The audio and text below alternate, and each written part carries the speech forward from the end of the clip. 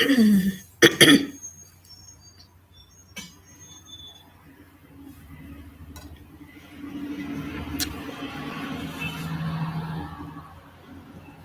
kind of loud over here. Can you hear me those headphones? Thank you. Oops.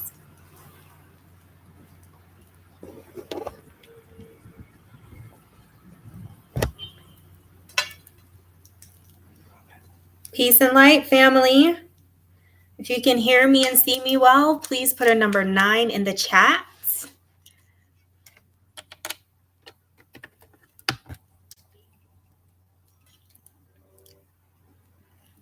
Put my little headphones in.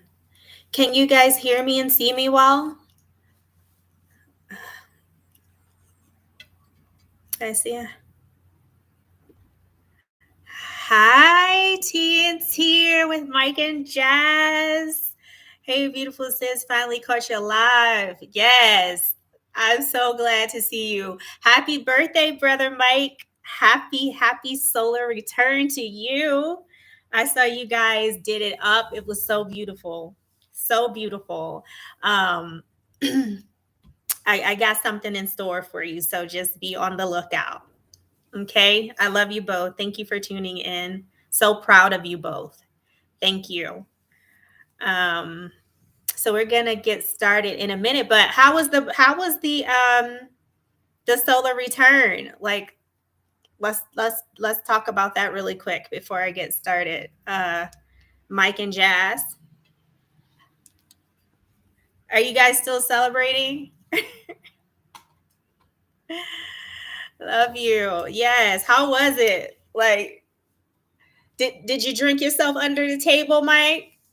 Like, I hope you enjoyed. It looked like a whole gang of fun. That's what it's about. That's what it's about. Although we may not be in the same places physically, um, just to see us coming together and supporting virtually is so beautiful. It is so beautiful. Um, I love it so much. I love us. I do. So we're gonna talk about it was wonderful since we had. And he did. I bet he did. It's nothing wrong with that. It was your day, okay? It was your day. And as long as you enjoyed yourself and you were responsible. So I love it. I love it. That's right. That's how we do. Okay. That is how we do. Um, so this will be on replay. You guys know that I don't wait until I have a whole room full of people. It will be on replay. I have a lot of things that I have to do, per usual. But we are in Central America right now, and I actually don't feel comfortable with my headphones in, so I'm actually just going to take them out. So when I take them out, you guys let me know if you can still hear me, okay? Okay. Okay. I hope you can still hear me. Let me know. Um, but we have been in Central America for a good about a week now, and I thought it's appropriate, for me to share what our experience. Okay, good. Thank you. What our experience has been since we've been here, and some of the disappointments that we have as it relates to our experience on the African, continent, um, which was our home for quite some time. And I have noticed a lot of differences in treatment. And so we've been received very well here, very, very well. It's just like, it's similar to how we were received in Mexico. Okay, where everybody was just so extremely helpful from the very beginning. Even though they may not have spoke English, and I am not fluent in Spanish as of yet. That was not a concern for them. They really just had an authentic heart to help. And I have experienced that same type of energy um, here, where we are now in Central America, and it's even more profound than it was in Mexico. Um, the amount of help I really get emotional. That's how beautiful we've been treated here. Okay. We only had one little mishap, and that was via the little what who were customs. It was customs at the airport. Okay, so we needed to get a sim so that we could, have internet and all that. And they have a sim store there where you can actually get a sim as soon as you get off the plane. So we were just in such a hurry, just trying to get our bags through customs. I walked by that place. And so once we got through customs, I realized, oh my goodness, I didn't get the SIM. I have to go back and get the SIM. And I see that I'm frozen. Josiah? Okay. So I'm sorry, it froze up a little bit. So I realized that I didn't get my SIM. So I was like, let me go back and get it. So there was only one way through and then one way to the back, and that was behind the customs. And so I walked up to them very politely and asked them, where do I get a SIM? Although I already knew the store was there. And the guy was like, closed, closed, closed. And I'm like, no, it's not closed. I just walked by. And he was like, well, you can't go back there. I'm not going to let you go back there. So he was just, I don't know if he had a bad day or what, if it was protocol or whatever it was. But I'm like, you don't just allow people to come into your country and then, know that they don't have a way to have access to Wi-Fi, and don't allow them to get that. Even if we had to leave our bags, whatever it is he wanted us to do, we would have done. But that was that. I honestly took that as a grain of salt. It didn't bother me one bit. From that point forward, from the time that we stepped outside of the airport, I mean, just love, just helpfulness. And it just warms my heart so much. Like, I had an instance the other day where we were in the Uber, and it came up, my fare came up to some, like, I don't know, 4,000 and some change or whatever it was, in colones. And I didn't have the little 500 in change, and so I just gave him a larger bill. And he was like, no, no, no, no, it's okay, it's okay. Like, he didn't care, you know. And I just thought that was so sweet. And if you recall, I told you guys about a story when we were in Mexico where we were just waiting for our Uber to come, and it was really hot that day. And we were in Merida, and it was so hot. And we saw this guy, and he was indigenous. I could tell that he was you know, a native and an indigenous to the land, by his features. And I saw him, walk by us. And then when he came back, he had a cold drink for Josiah and I. This man had never met us a day in his life. That's called care. That's called charity. And it still touches my heart till this very day. It will never leave me. Like, little things like that are very big to me because I have a really big heart and I help so many people. I try my very best. And on the continent, I overextended myself. I went above and beyond to really connect with my brothers and sisters there, to really help them, really, really help them. And just the gratefulness, the gratitude wasn't even like it. I didn't receive any of that. It was just like, whatever I did, it wasn't enough, and they wanted more. There was no gratitude, and there was definitely no charity for almost the 2 years that I lived there. This is my experience. I'm giving it to you like authentically and raw. There was no charity. And it was something that I would talk to the brothers and sisters about all the time, is that your lack of charity, it that is the reason why you're in the predicament that you're in. One of the reasons why is because you have no charity. It's like on the continent, there was nothing that anybody would do just to do it out of the kindness of their heart. This is my experience. It was, I can't say that I experienced that in Tanzania. Let me be very specific here. In Tanzania, I did not experience that at all. When I was in Ghana, I had an instance and it was so refreshing. This was so refreshing. This is another um, act of kindness that will never leave me. Josiah and I were getting ready to depart Ghana. And this brother that I had met, I just ordered an Uber, and I happened to keep in contact with him and get his number after he had dropped us off the first time. And so when we needed to get to the airport to depart, I hit him up and I asked him, "Hey, are you available? Because we're going to the airport." And he was like, he calls me mom. So he's like, "Yes, mom, of course, of course. I will be there. I will be there." I was like, okay. So he came and he took us and we had great conversation. And he was just like, "I'm just so happy to have met someone like you." He said, it's just something different about you. And I'm just grateful to be in your company. And I said, "Well, likewise."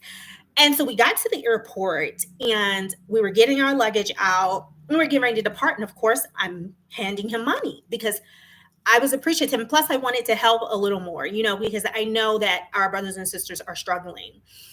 And he refused. He was like, "No, no, no, I will not take it." No, no. And so I was just trying to stuff it in his head. He was like, "No, no, no, no. I am helping." And I'm like, there is charity, And I said, "You know what? When I come back, whenever I visit, I'm going to remember you and your act of kindness." And he said, "Amen." And so that was the only really act of kindness that I experienced. That just didn't have any type of hidden agenda. Someone did do something nice for me in Tanzania, but there was a hidden agenda. Okay. So, that doesn't really count to me, but it was like always someone expecting something. I remember when we were in Moshi, we drove up to Moshi from Arusha, and we were looking for this particular spot. And we knew we were close to the spot, right? So we went and asked a Boda Boda, like, "Hey, can you point us into the direction?" And he did. And then he was like, "Can you give me something? Give me something." Like he wanted me to pay him just for pointing us in the right direction. Come on now. Come on. So fast forward to today. We were in the Uber again. We were looking for houses, and we had to go to several locations. So as you add on, if you know an Uber, as you add on, like it starts to get very, very, very expensive, And so I was asking the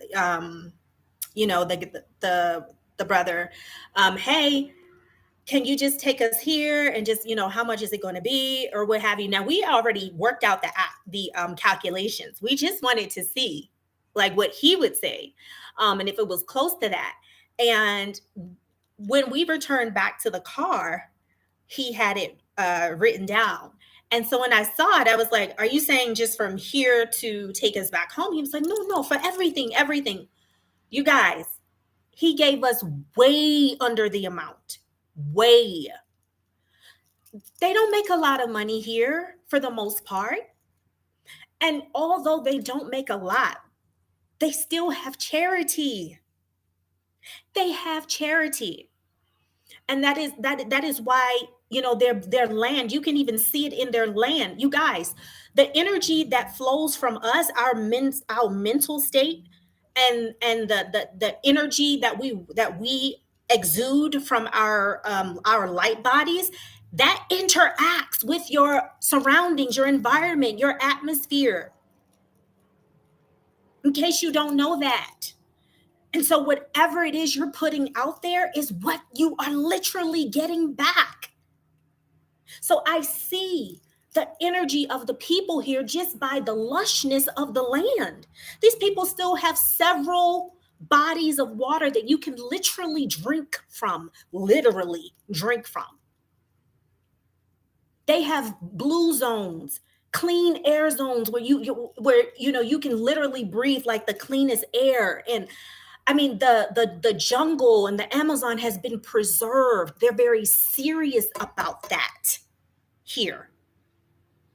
And I can see what the people have been putting into the land. I can see the condition of their hearts just by looking at the land.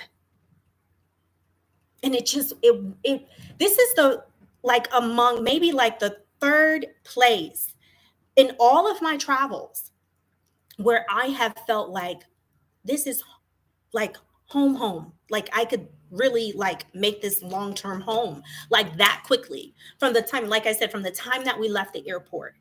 No, everyone has been so sweet and kind. And it just touches me. It like touches the deepest part of me.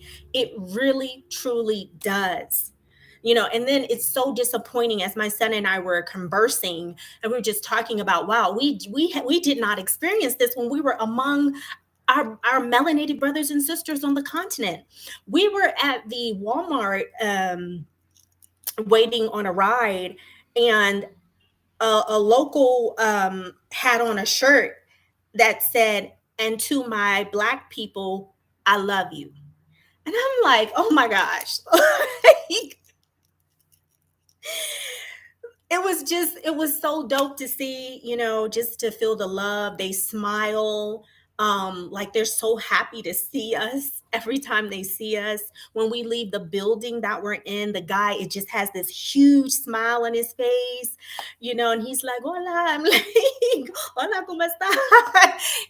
And so it's so beautiful, you guys, and we have got to do better. So I feel so much more welcomed here in the Latin community. Is like I said, when I went to Mexico, now that I am in Central America, like it has just been such a beautiful experience. And I hope that through our travels going forward, when we do decide to visit the continent again, because we will, um, that will be better received, and that it's not always somebody wanting something from you, that they genuinely just care for you. And Tanzania it was I had some beautiful experiences, especially when I had my home, there, in both of my homes. They were, in peaceful environments. However, just interacting with the brothers and sisters, it was draining. It really was. It was draining. And even now, till this day, I'm awakened out of my sleep with text messages from connections that I made there. And all they're asking for is for me to send them something, to send money. And don't even ask how I'm doing. None of that. It's all about how they're suffering. And I'm just like, here I am as, a single mom, and I'm doing all of this by myself and have done it for so long by myself. And it's like they still don't take that into consideration. It's just about I'm struggling, it's about my need. And it's just very disappointing. And I've had to turn like block them, because I know that relationship is that there's no authenticity there. I am your ATM or cash cow, to you. I'm not your sister. You don't even see, you see my heart, but you see it as an opportunity to take advantage. And that's wicked and that's evil, you know. So yeah, we have a lot of work to do.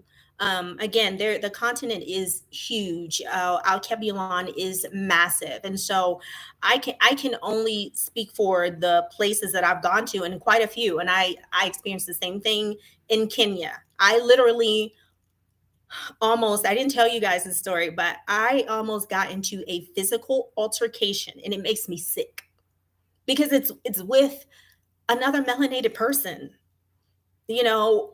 And I almost got into a physical altercation with this brother because he was trying to steal from us.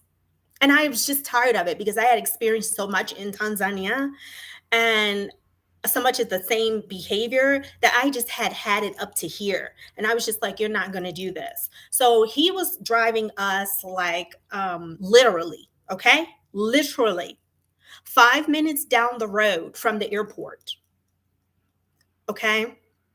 And he was trying to charge us 20 or more USD, okay, just to drive us literally 5 minutes down the road. I'm just like, I'm not going to let you do this. Like, I'm not, because I kept asking them, like, how much? Like, how much is it? How much is it? How much is it? And they wouldn't tell me. And I was telling Joseph, I said, if they're with the shits, it's not going to be good because I'm tired of it. I'm not going to be scammed again. Like, I'm not. Um, and so he's like, oh, we'll deal with it. We'll deal with it when we get there. It's okay. Everything is okay. Karibu, karibu. Uh-huh.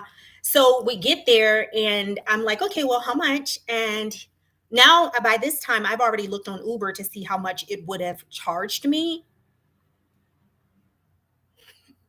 Just like a few dollars, okay, just to get down the road with Uber. And he wants to charge me 20 USD. And so when he said that, I said, not in this life and not this night. Like, you're not going to get that. You're not. I said, so when you come down to a reasonable price, because I like to be fair. And one thing about me is I always pay over what Uber says to pay. So I'm always paying more, always, because I like to be a fair person. So he was like, no, no, this is the price. This is how, and started to get aggressive. I have a really big problem with men being aggressive with women, especially melanated men, any man, period. But I'm talking about within our community. You are supposed to be our protector always. And so when I come across a brother that doesn't know his role as a protector of the woman, it infuriates me.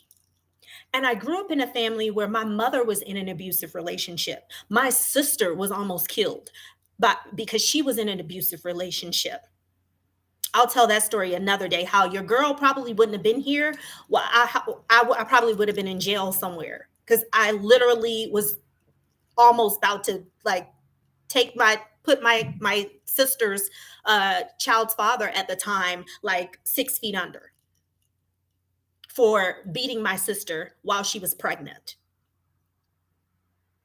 And beating her, period. Doesn't matter. But the icing on the cake is that she has your child in her womb and you're beating her.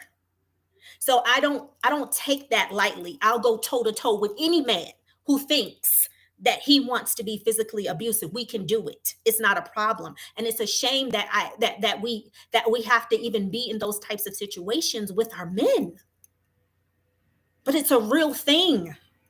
So it infuriates me. So he started to get like really aggressive and he was in my face. And then he did the unthinkable. He touched me, pulled my arm. And at that point, well, he did like this as I was walking in the house. And when I tell you guys, all I could see was like my whole body was like on fire. And all I could see was red. Certain parts of it, I can't even recall. All I know is that when I came to, as I was coming to several times, I saw all these people now, and they were like, it's okay, dada, no, no, no, it's okay. And they were telling him, go, go, go. I can't even recall. All I know is I was just telling him, mother effer, you just touched me.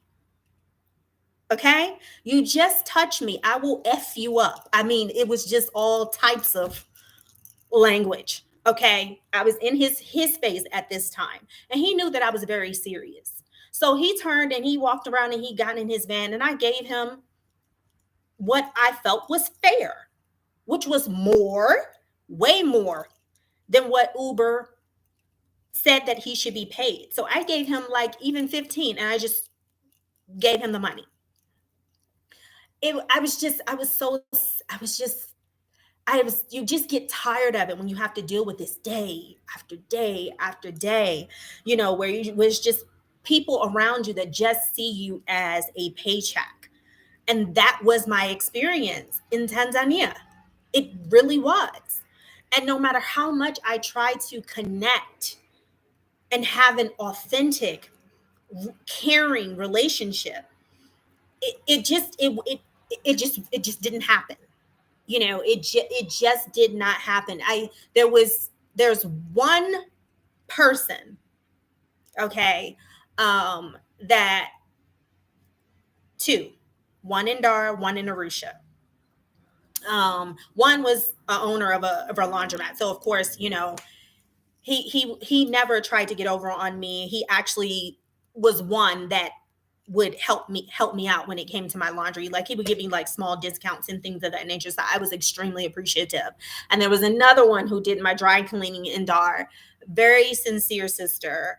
Never called me, asking me for, money, trying to get close to me just to see what she could get. Like, that was my experience. And I just got tired of. My son witnessed all of it, and I would be in tears because it was sad to me. And I was just like, why are we like this?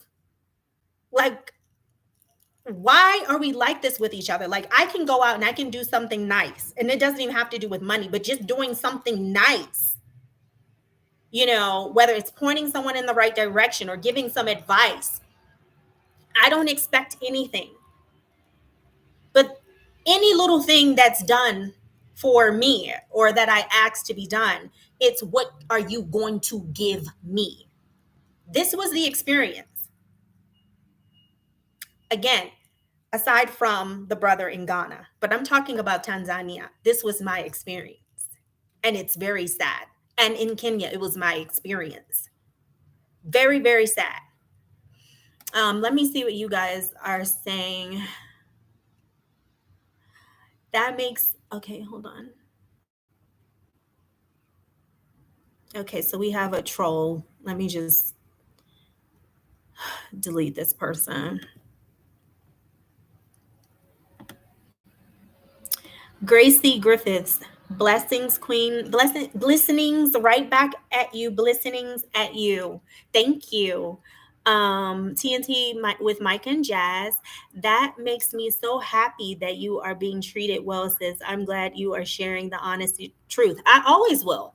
You guys know I keep it 1,000. I'm gonna be, I'm gonna keep it real. I'm not gonna sugarcoat it because we can't. There can be no change if we continue to do that. And I see too many of our brothers and sisters on YouTube sugarcoating things that need to be addressed so that change can be ushered in.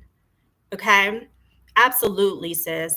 TNT with Mike and Jazz. So true. It hurts when our brother and sisters mistreat or use us. That is so hurtful. It really is. Like, again, like I told you guys, I was in tears a lot of times in my house, quick cry. Because I'm like, why can't they see, like, why can't they see my heart? Like, why do they always want something? Why can't they just do something out of the kindness of their hearts for once? And you can't say it's because they're impoverished. I didn't grow up wealthy. I didn't grow up wealthy. My mother did the very best she could do to rear us, 4 of us, on, practically on her own, off and on. So, but I still had charity. No one knows my complete story. Like I said, I'm writing a book about it. No one knows my complete story. So I don't want to hear it. You can't say, oh, well, your poor in America is different from the poor here. That is the most idiotic bullshit that I've ever heard. Because if, like I said, like I've mentioned before, our brothers and sisters own land on this continent, on the continent of Alkebulan. They are landowners. You can literally walk outside of your house in your village and you can pick food from the tree. You're looking at people who, especially those of us who grew up in the inner city, we live in food deserts. There's no picking of fruits and veggies from the trees. You're lucky if you get an acorn. Seriously. So you can't say that. There are those of us that have been homeless. There are those of us that have not had running water in our houses, that have not had heat in the winter. What are you talking about? You can't say, oh, your poverty is not like ours. And with that money that you think that we're making in America comes a lot of goddamn bills. There's a lot of hands waiting for that salary. And that's after the feds take their cut. That they're not due. That's not even due to them. So after they take their cut, and then you have your medical insurance, and then you have your retirement that you have to put away for, and whatever else. Some people have a transportation type of incentive thing going on that they put aside for it. Like, there's a lot coming out before you get that net amount. And these are the things that I've had to teach them. Like, please don't believe the hype. Like, and you are in a better situation here because when you say you own something, like if you have a car, you literally own that car. Most people in America, okay, they're leasing to own. We've all done it. So it's not completely ours, because if we miss one car note, they come in a repo. So you can't say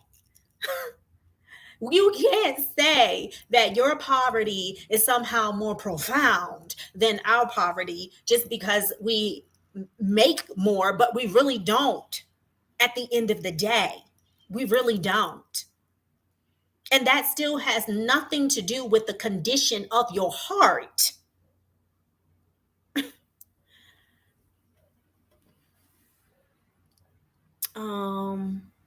That is absolutely crazy. A 5-minute drive. Yes, 5 minutes down the road. But it was the aggressiveness really for me. The fact that he got aggressive with me and got in my face in front of my son. And I had to pull my son back. My son is like a giant, you guys. And he's a mild-mannered person. But if you take him there, it's not going to be anything nice. I can tell he has that type of temperament like me. F with me if you want to. You're going to wish you didn't. I'm a peaceful person, but I'm balanced. So if you bring aggressiveness my way, and if you're trying to hurt me and my son, I'm going to get with you. Whether male or female. And I shouldn't have to do that because we have enough enemies. So I shouldn't have to do that. And it makes me sick, literally, to have to do that.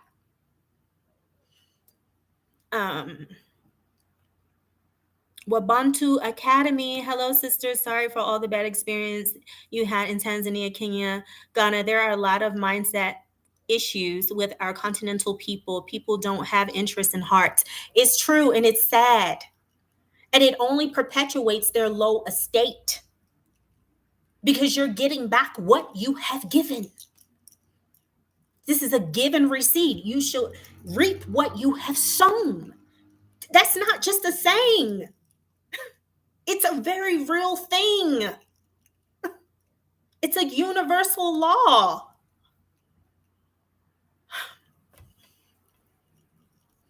Gracie Griffiths, it's the same in the Caribbean, unfortunately. Real talk, we need to get out of the begging mentality. We all have been in a position of needing something. I have been in a position of need. Again, no one knows my story. If you heard it, you'd be shocked. Literally. So even when I was down and I was out, okay, with my infant child, I still had charity. I still had charity. You guys, there was a time where I didn't even have a coat to put on my back. There was a time where I had to borrow my baby sister's dress shoes to go on a job interview when my child was an infant. Like, I went through some real gutter shit. I still had charity. I still tried to give. If I had $10 and I saw that somebody didn't have enough gas to get to work or enough for their groceries, I did what I could, even in my lowest state. So that is no excuse. That is no excuse. That is a glitch within your own self. And the reason why a lot of our brothers and sisters on the continent stay in their lowest state again is because their lack of charity. And they're very incessant about, just give me something. Come on, give me this. Come on, always wanting something. And I'm being very serious here. And I don't care who doesn't like it. If you don't like it, you can really bypass this live. This is what I lived. And I wish it wasn't what I lived. But this was my experience in Tanzania and in Kenya and in most of Ghana, except for that glee of light, that glimmer of light, rather, in that brother that took us to the airport and refused our money.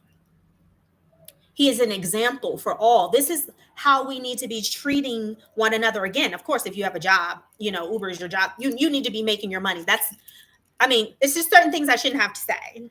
Okay.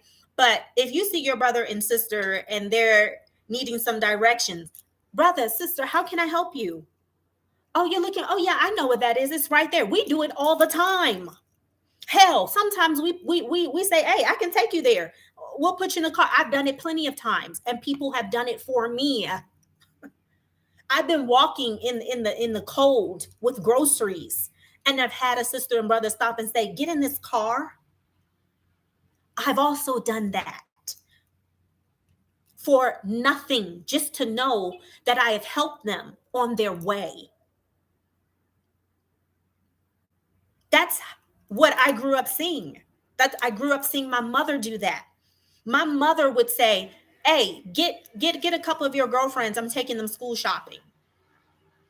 Again, I know that they may not be able to do that on the continent, but hell, you can sure point me in the right direction without asking for money. You can sure give me a lift off the, and to down the road without always needing some money. You can build an authentic brother and sister relationship with me without having hidden agendas of how you're going to get money from me or get something from me. You can do that.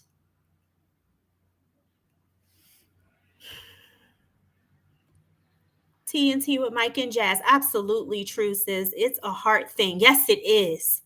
Yes, it is. And when your heart isn't pure, you misuse people. People got to do better. We all have to do better. Absolutely. Journey to the Most High. Greetings, sis. Greetings. Greetings to you. Good to see you. I am on, however, I'm watching from the beginning. Okay. Okay. Wabantu Academy data is even some of us Africans who travel overseas, some who got a chance to travel. When we travel back home, we are seen as money trees. We're going to talk about that. It's really good. I'm so glad you brought that up. Even though I got small bag, they still want my small. Oh my gosh. He's hitting on something real.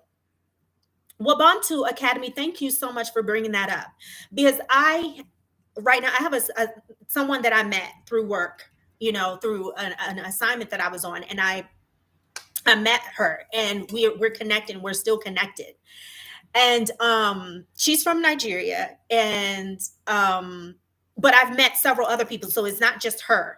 I met so many because I grew up in a multicultural community. like in the DMV area. I'm from DC, so DMV is DC, Maryland, and Virginia. So I grew up in a multicultural like neighborhood. I grew up with lots of friends from the continent, lots of friends from the Latin community. And one thing that I would see, they would be stressed the hell out. And even the sister that I was just talking about that I met on a contract, she told me how she went back home to Nigeria and how they stole all her money that she worked her ass off for in America. She went back there and they stole from her. When we got off the plane to, when we went back to Texas, you guys, we met a brother. And just so happened he was from Tanzania. He was like, where are you coming from? I told him I was coming from Africa. He was like, what were you doing there? I said, that's home. Like, I lived there for 2 years. And he was like, oh, okay, tell me about your experience. But I heard his accent. So as I was telling my story and after I was done, I said, I hear, like, where are you from? And he was like, oh, I'm from Tanzania. I said, oh, that's where we lived. He was like, are you serious? I said, yes. And he started to get into his story, you guys, about how he wanted to build some affordable housing for the brothers and sisters back home. He said he would send money to his family member. Okay. No, his biological family member, you guys. And he said that one time they called him and they were like, somebody stole, what did he say, Si? Somebody stole the materials?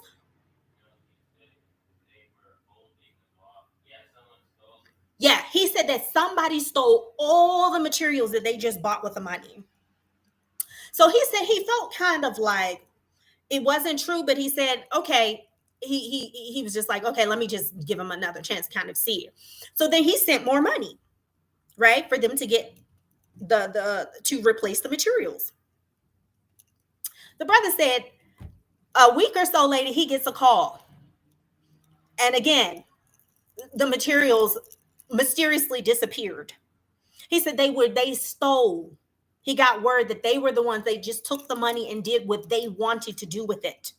And we're talking about a significant amount of money.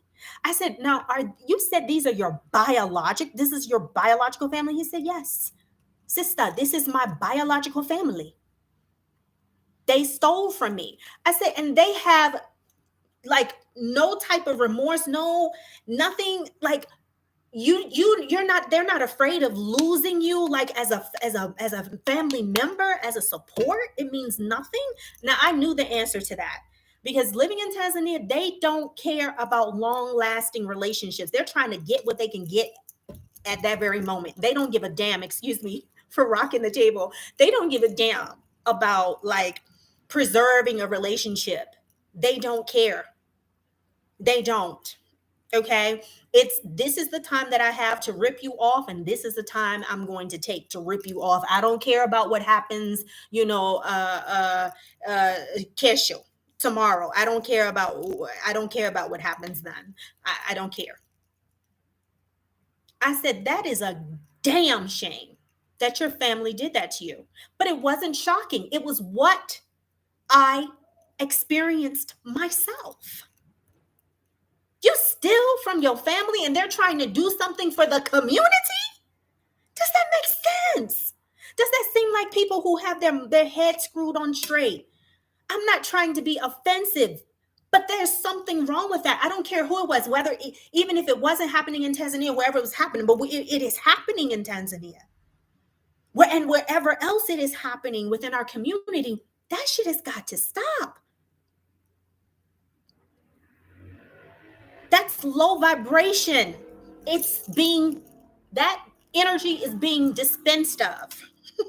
It's being done away with.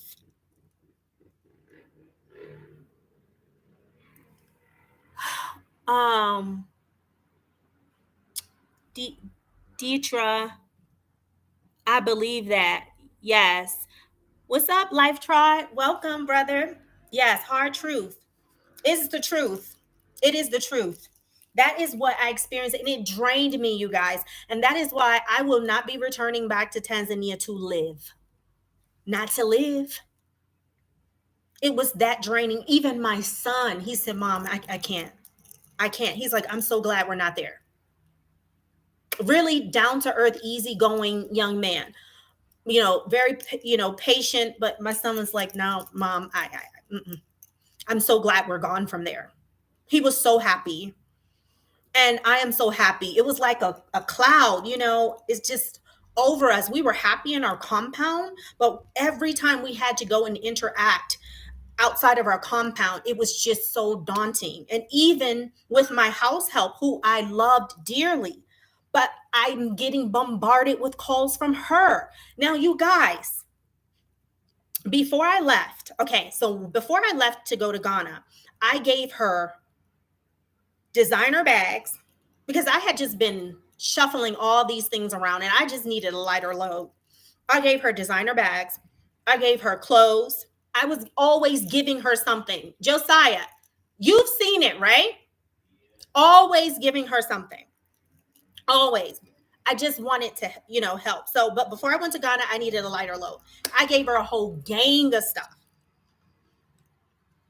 She still is calling me while I'm in Ghana, and I'm dealing with my own shit in Ghana. As you know, they held us hostage. Okay. And as we're moving around, she's calling me, asking me for money. I also gave her bonuses. Okay. I gave her regular bonuses. Still calling me for money.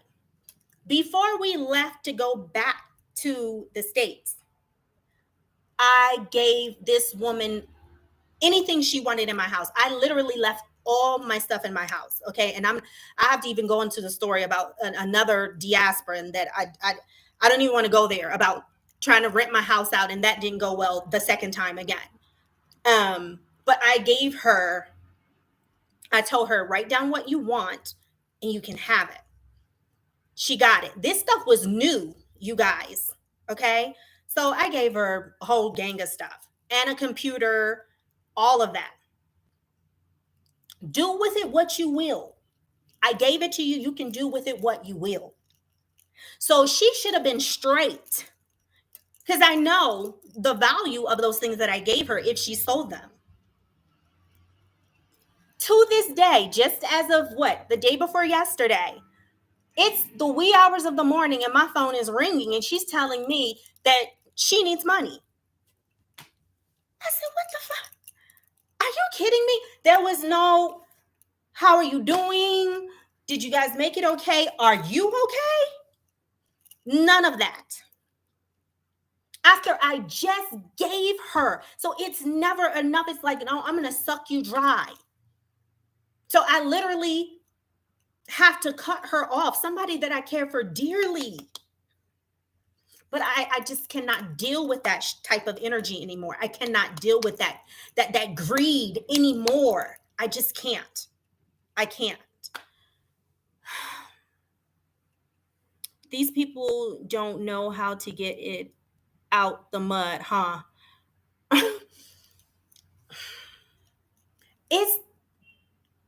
It's almost like an entitlement. It's like I feel like you have more, so you owe me. Like you owe me. And like the brother was saying, they do the same thing to their own. Their own will go outside of the continent to make a better life. Do you know that it's some people, some brothers and sisters who are born on the continent, who came to work in other countries, whether it's Europe, whether it's the Americas? Do you know some of them have even committed suicide because of the stress of their continental family members, calling them, always wanting something, making them feel guilty? I watched a documentary about brothers and sisters who risked their lives, particularly in Ghana. And they risked their lives to go over in Italy to work on plantations in Italy. And this one brother was saying how he had been there for a couple of years and he realized that it was nothing like he thought it was. They literally were sleeping in an outside camp, you guys, sleeping on dirty ass mattresses. Okay. No bathroom, no running water, no nothing. This is what they left Ghana to this is how they left Ghana to go live in squalor to try to help the family. So the one brother was talking to the reporter and he was saying how, yeah, I've been here a couple of years. Now I realize it wasn't what I thought it was and I want to go back home. He says, but now I can't. He said he can't even he said first of all he can't even afford to go back. But then he said, and then who my family is going to be expecting money from me. And I don't have what they're going to be expecting from me. So I can't return yet. And I'm like, what? This is the culture? This is the culture that they're in now? That is not okay. You've got your child, your nephew, your cousin, your brother over there living in squalor so that they can take care of you, and they're afraid to come back because they don't have the certain amount that they deem is necessary for them to be accepted back. Are you freaking kidding me? You have brothers and sisters who have committed suicide because of the stress from their continental family saying, can you, we need this, we need that, please, we need this, we need that. And you don't think that they need? It's not cheap to live outside of the continent. Hell, the continent is not even cheap anymore now that a lot of us have come over. So how much more expensive is it to live in America?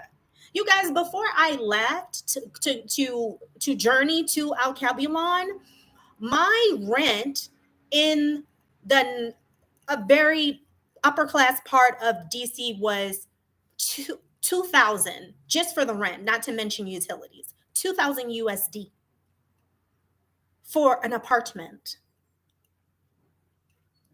Seriously. So they have to survive. I think you're expecting and what they give you is not enough, or you're wanting more. You're wanting more. So now they become your little personal ATM and cash cow. And you don't care how much stress it is on them, and you don't care what their condition is, what their mental state is, what their emotional state is. All we need you to do is keep on sending that down. If that ain't some wicked shit, I don't know what is. That's very wicked. Very wicked. Tell her money don't fall from the trees, Dada.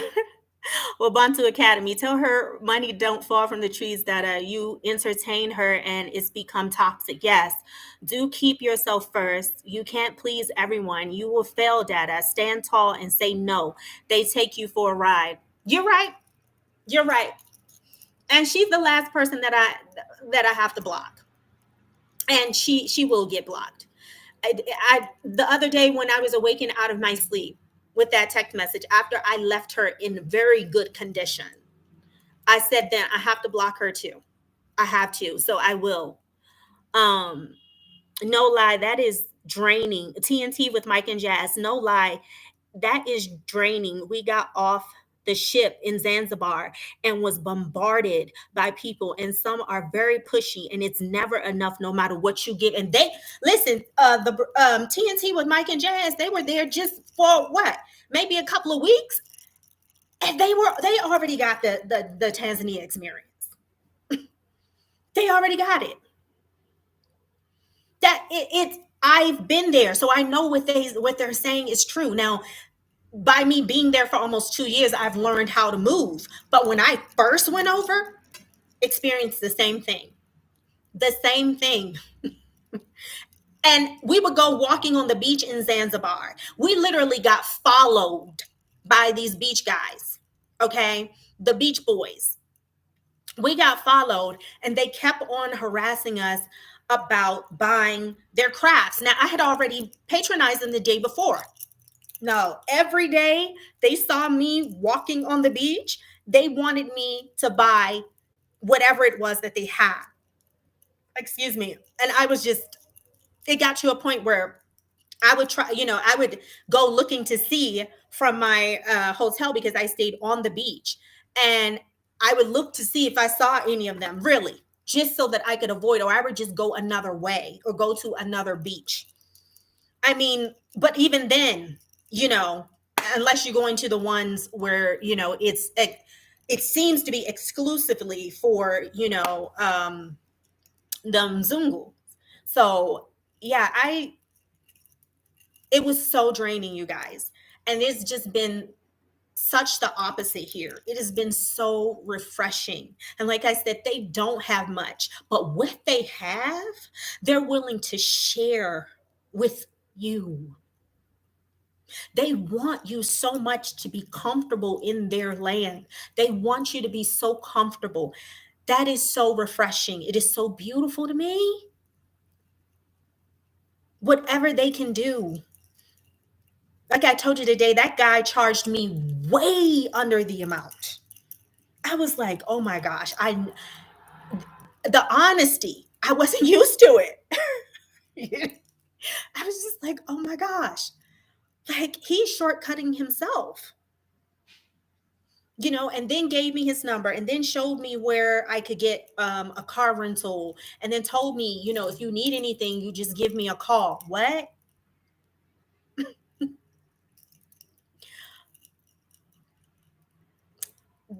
That's love. That's love. Like, yeah, it's authentic. It's not forceful. It just is. You know, it just is because it's a reflection of the person's heart and their mind. It just is. And it's so beautiful to me. And this is why I am going to be laying down roots here. You know, we will continue our travels, but I am laying down roots in this land. These people have welcomed us and they have loved on us, and we've only been here for a short amount of time, but it's that same energy that we experienced in Mexico. The same energy. So you can't say it has to do with someone's financial condition, because it doesn't. Because the people here don't have much, and I have been in a situation where I didn't have anything. I didn't. Um, but I had charity, you know, and I was still willing to help. I've always been that way. And that is why I'm always taken care of. Always. Always. But it's also another reason why I have to protect my energy, because people see it. They see that I have a good heart and they take advantage. They try. And then they get cut off. And when you mess over a soul like me, I I don't like betrayal. You know, with a soul like me, I take it very differently. I don't like it. I don't do it at all. So if you cross me or, you know, you betray me, I leave you alone for life. I wish you well, but I leave you alone pretty much for life. Really, there's no real coming back from that. You know, there isn't. Because I'm so giving and I'm so loving. Um, when you do that to someone like me, it tells me that something is not right with your spirit. You know, something is not right. So I don't take it lightly at all. TNT with Mike and Jazz. What I noticed is that they seem not okay. They seem not to bother the Mzungu, and that part made us that yes, this is true. They let them stroll and walk like they can enjoy themselves. It's like they've been given the "don't bother us" handbook. Yeah. Um, that they seem not to bother them Zungu, and that part made us sad. I told him, why don't you talk to them too? They have lots of money, right? Now we have to check out where you are. Sounds great. Yes. Yes. And I want to know what they said. What did they say? Did they have a rebuttal?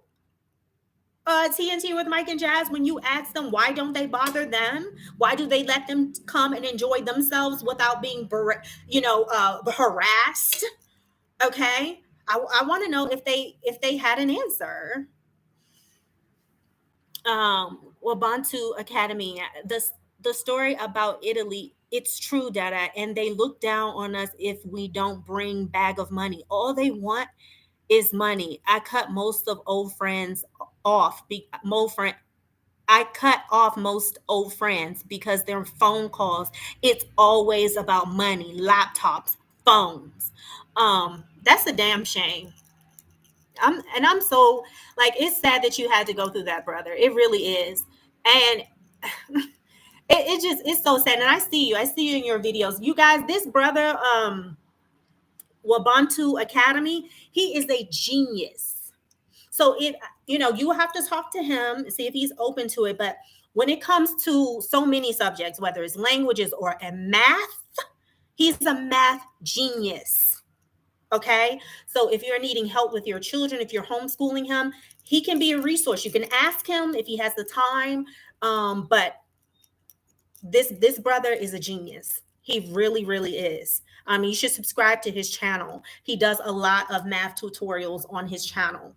Okay. Um, Deetra, we have to expose Judas and Peter. LL, tell them, LL, tell them you see them. It's just, it's sad. It really, really, really is sad. Um, but this entire planet is here for us, and that's why I say, you guys, do not put yourself in anybody's box.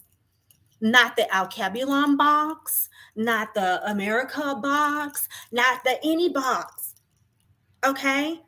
You don't have to put yourself in any type of box. You can go where you want to go and do what it is that you were put here to do, wherever it is that you feel most comfortable, wherever it is that you feel most welcome.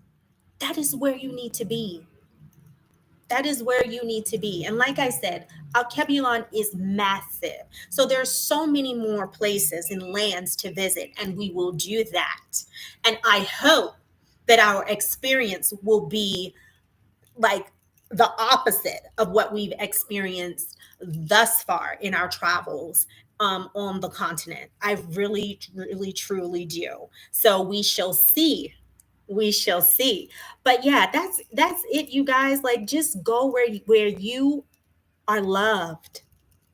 Go where you are loved.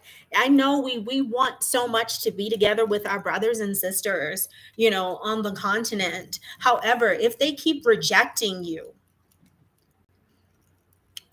then you don't have to be there. You don't.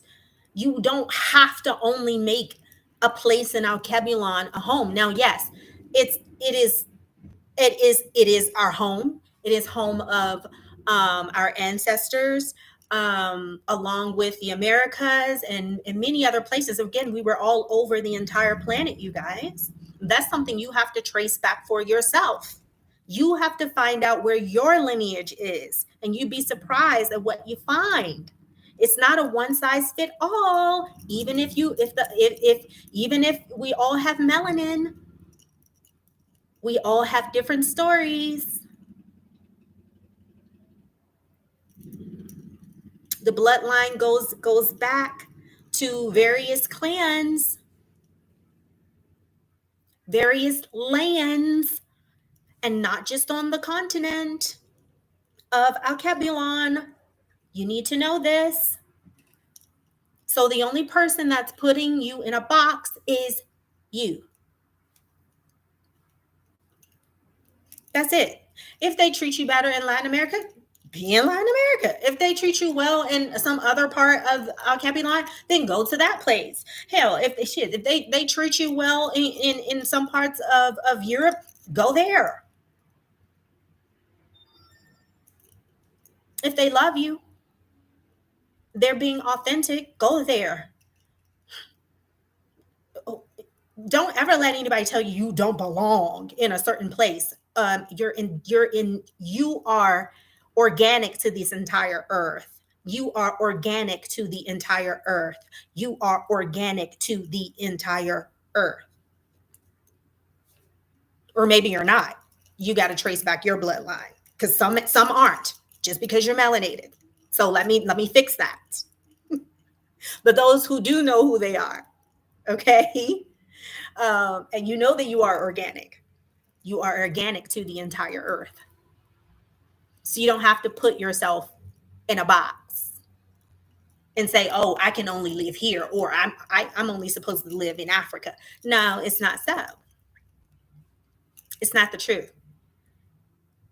Okay, so that is about it, you guys. I'm so glad to see you guys. I'm so glad to come on here. I still have that video coming up about what you should know, because you guys, we are in war right now. Okay, we are in war right now, and what I have discovered um, about Project Garden Plot, it is applicable to us, the Melanite nation, not only in America but also on the continent. One thing I have said before, those who follow me and you've really tuned into my videos, I've said that Africa, Al Kebulon, is on a script, and it is on a script.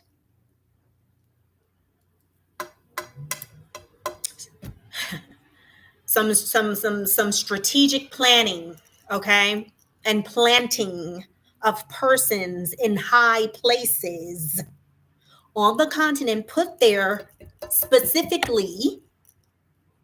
Sorry, shaking the table again, but they were put there specifically to make sure that the people stay in a low estate and that they stay ignorant about what's going on. And the number one tool that they use is religion. Is religion. So they have placed ambassadors in all these places. They have a list. The UN has a list of the poorest countries, and they are under the title of useless eaters, which means they feel like you're not contributing. You're so poor that you have nothing to contribute, so you're a useless eater, so you need to be disposed of. So they have a list of countries, and if you do your history, you will see how time and time again they have gone to these countries on this list and have performed, made the people guinea pigs. They've made the people of these lands guinea pigs. Okay? And so I will bring out that information, especially as it relates to us in the Americas, because they have a plan for us if we rise up. Okay, and it tells you in detail about this Project Garden Plot, about what they have planned for us if we decide to revolt. Okay, so I will bring that out, and I made you that on Patreon, because when I go into deep things, it really isn't for a lot of the audience, and then you have the trolls.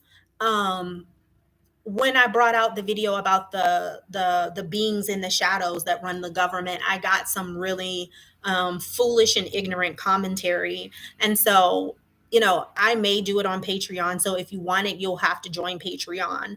I'll have to decide. I've made pretty much everything out in the open, and I've given so much. I really have. But as I get deeper and deeper about this hidden knowledge, I probably am going to start to put it on Patreon. Okay. So let me see who else has something to say. Yes. Okay. Hold on. Let me go up. I'm missing something. Oh, wait. Oh, I'm missing a lot. Okay. TNT with Mike and Jazz, sis, they said they don't want to be okay. Sis, they said they don't want to be bothered, so we leave them alone. Oh, oh, we leave them alone. I said, family, we were happy to spend lots of money and would like to be left in peace. They responded, so what about five? I can't in my life. So they respect the fact that they want to be left alone. Okay. And so we go ahead, we leave them alone. But as for you, you know, that doesn't apply. So we're not going to give you the same courtesy. Why? Because I have melanin like you. So you think I have to tolerate your harassment? You think I don't want to come here with myself or my family and be in peace? Hell, we do oblige. We do patronize. But after we've done that, leave us the hell alone and let us be. Let us enjoy paradise. And they don't even respect us enough to do that. But oh no, with them, no, they don't want to be bothered. So we respect them. Do you see this? This is that slave mentality.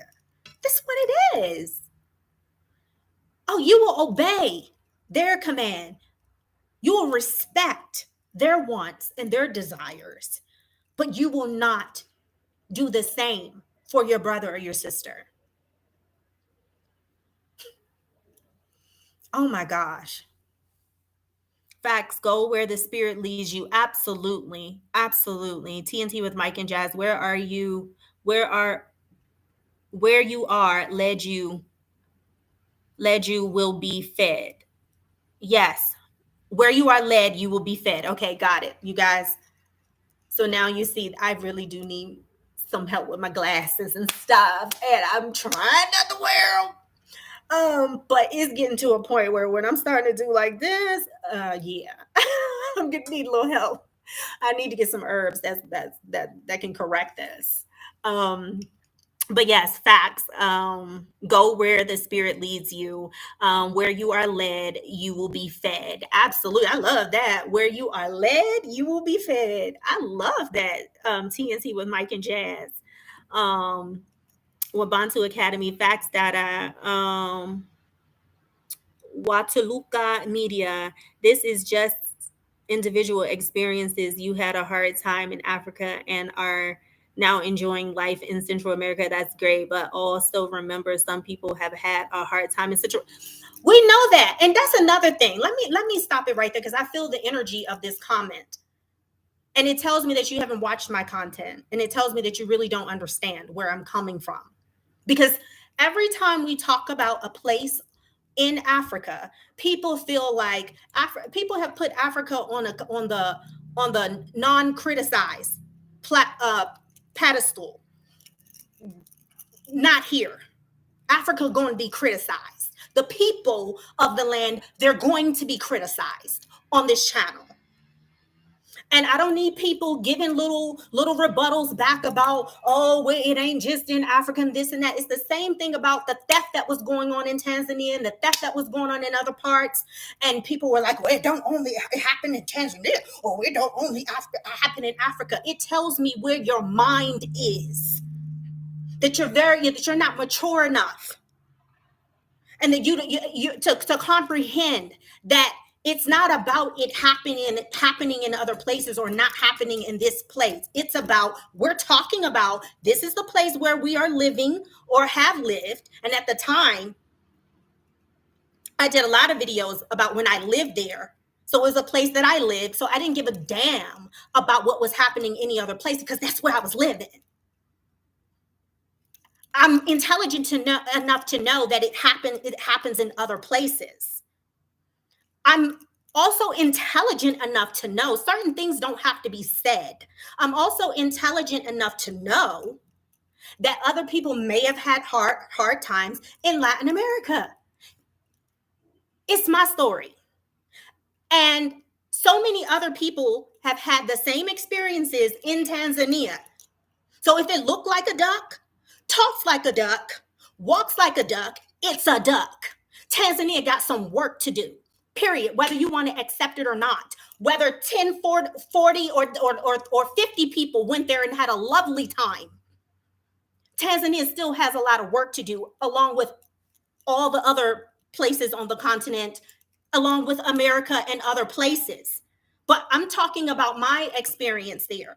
And lots of other people experience the same thing. So you don't have to tell me that, oh, other people probably had a bad experience in Latin America. I'm sure of that. It's not a one size fit all. I've said that many times in many of my videos. You don't have to say that to protect the image of Africa. And I'm not talking about Alkebulan. I'm talking about the lands in which I traveled. Okay? I'm talking about the lands in which I traveled. I said many times that Alkebulan is massive. And that I hope that when I go back again and travel in other lands, that it will be the total opposite. I said that. So you don't have to give a comment to protect the image of Alkebulan.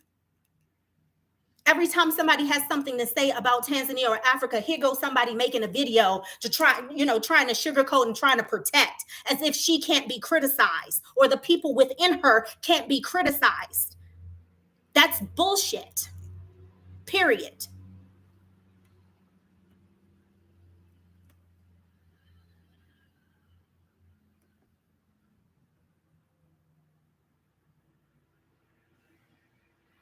Okay, you know what?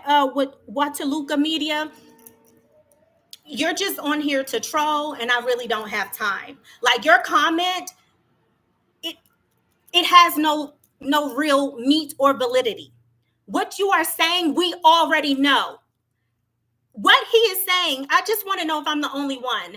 Everybody in the comments, we already know that other countries have work to do, right? Aside from the countries in Alkebulan. How many people know that on the chat? How many people know that people have bad experiences, may have bad experiences in Latin America, that it's not all peachy keen? How many people know, including myself, that some have gone to the continent and have lived their best life and still are living their best life, and have seen me say, I love it. If it's working for you, keep doing it. How many of us know what sometimes people just talk just to talk.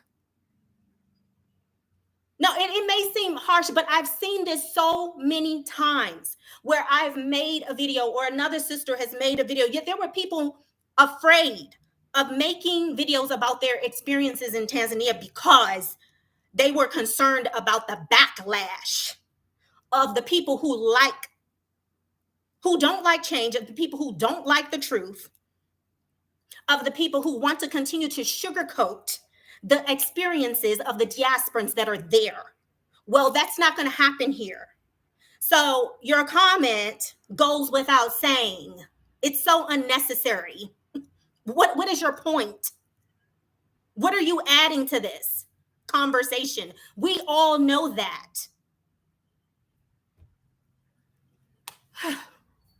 Journey to the Most High. We've been through the same in Tanzania. What not a surprise, sis. We've been through the same in Tanzania. Got to the point that I wanted no interaction. Wonderful treatment in Mexico, to the point of good tears, very therapeutic. I love it. And that was my experience too.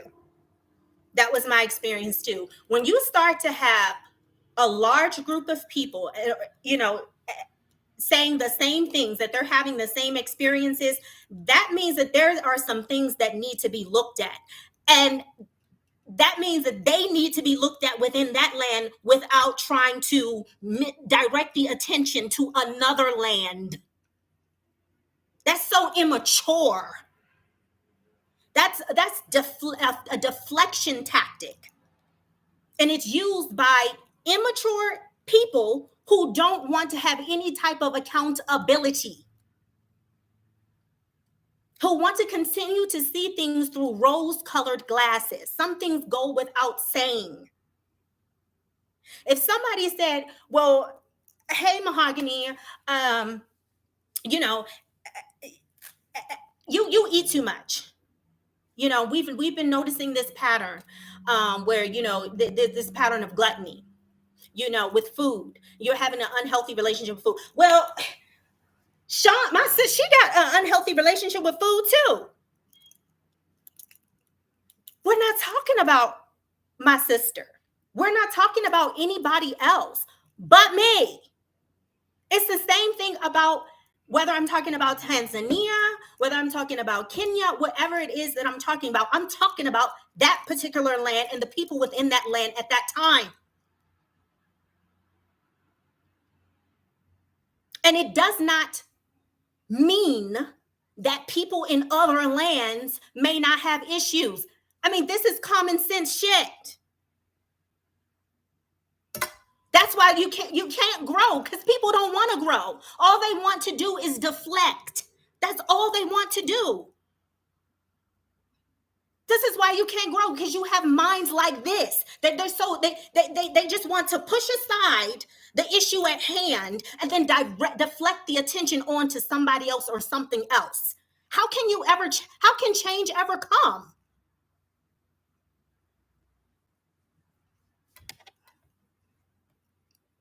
Yes, we already know that. Sis is sharing her experience. We're listening to what you are saying, and what you're saying again goes without saying is the point.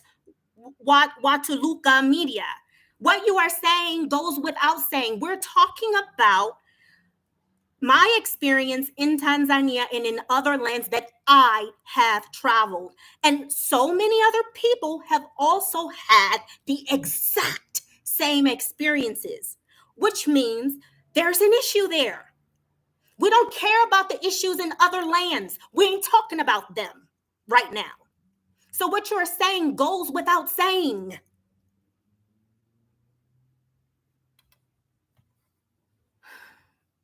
My cousin says the devil lives in TZ2. She has been there 10 years.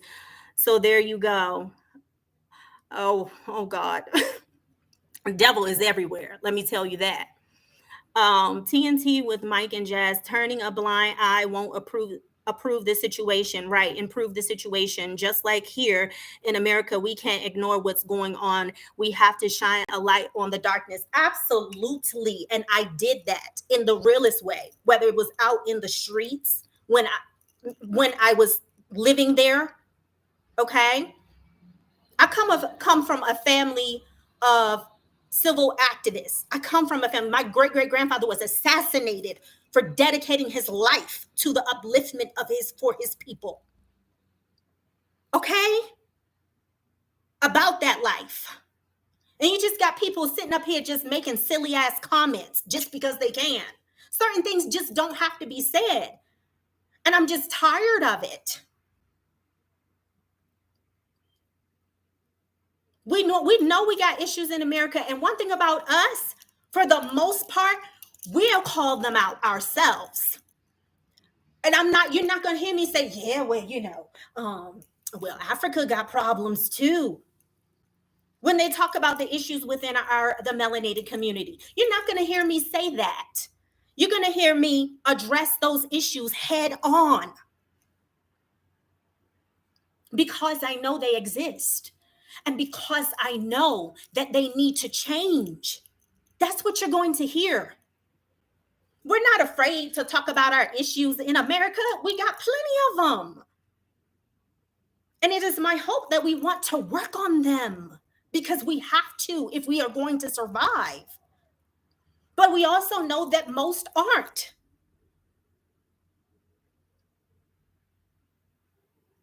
Most aren't. So we have to rally around those that have a like mind and a like heart. But the truth has to be uttered. And I'm not afraid to utter the truth about America. And I'm not afraid to utter the truth about what goes on in Alkebulan and whatever other lands where I see change needs to happen. And of course, this entire planet is in a state of change. Necessary change. So we know that. We know that people have various experiences. And so I always say that just because I had a particular experience in a particular land, that it does not mean that other people may have that same experience. Obviously, you haven't watched my content. It's very obvious. Certain things don't have to be said.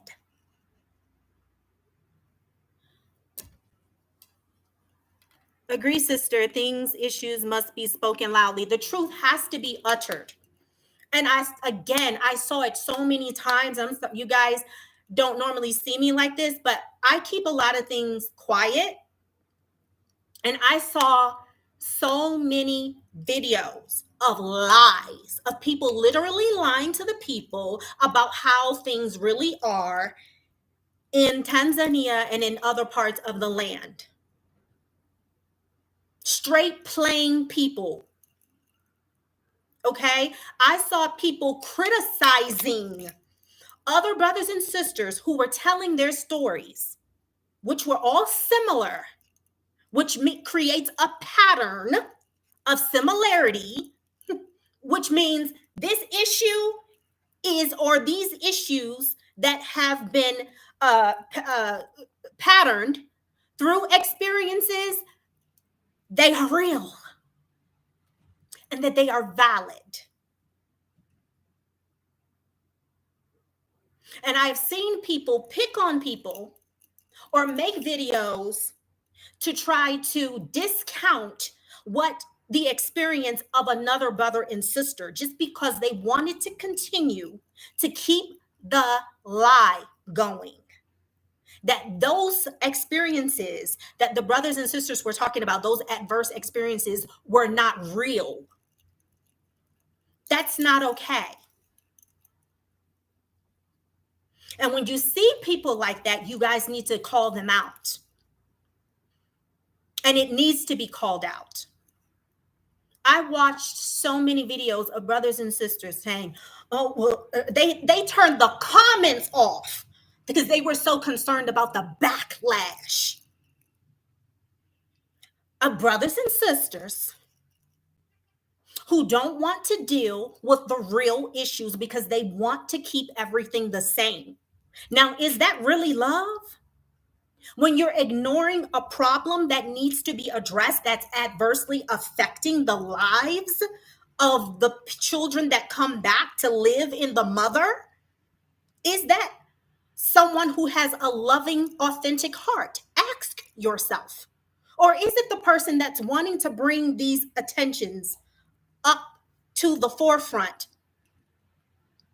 so that other people can express their experiences, their like experiences, and then somehow we can come together to find out what is the source of this type of behavior and mentality, and is there a resolution, or how we should move in this particular land given the mentality of this land. Africa is not uncriticizable. Africa is not uncriticizable. It is not. Sorry to break your bubble, but it's not. Period. America is not uncriticizable. No land is. Let's make that very clear.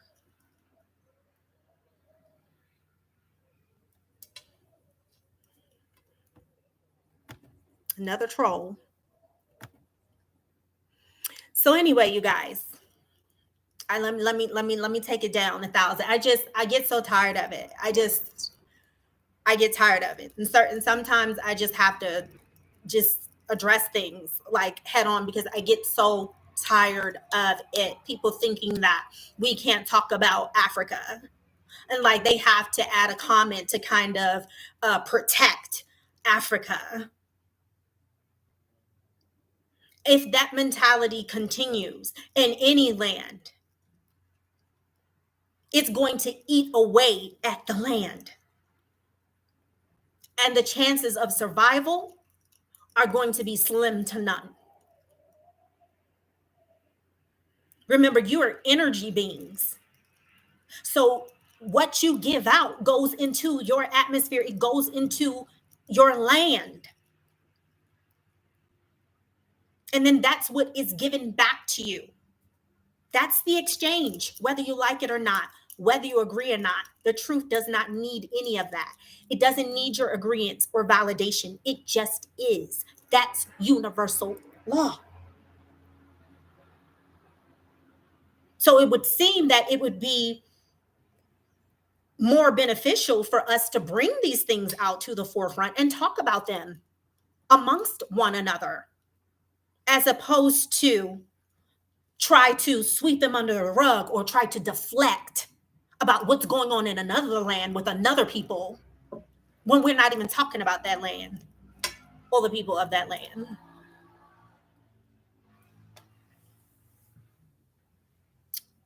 Wataluka Media. I will visit, make my way to South Africa. Indeed. Indeed, indeed. And thank you so much for commenting. You know, no disrespect, but I had to bring it out because I'm tired of us deflecting. So there's no disrespect to you. But sometimes correction has to be made, and I felt like it had to be made. Like we know that everybody's going to have various experiences, but that doesn't negate the fact that a large group of diasporans had the same or similar experiences in a particular land. And that needs to be addressed. And there's nothing wrong with that. And it doesn't mean that the entire continent is bad and it's rotten. And it doesn't mean even that land doesn't have hope. It doesn't mean any of that. Doesn't mean any of that. It's still my home. I love it all the same. All right. So I love you all. Peace, love, and light. Until next time, you all be good. All right.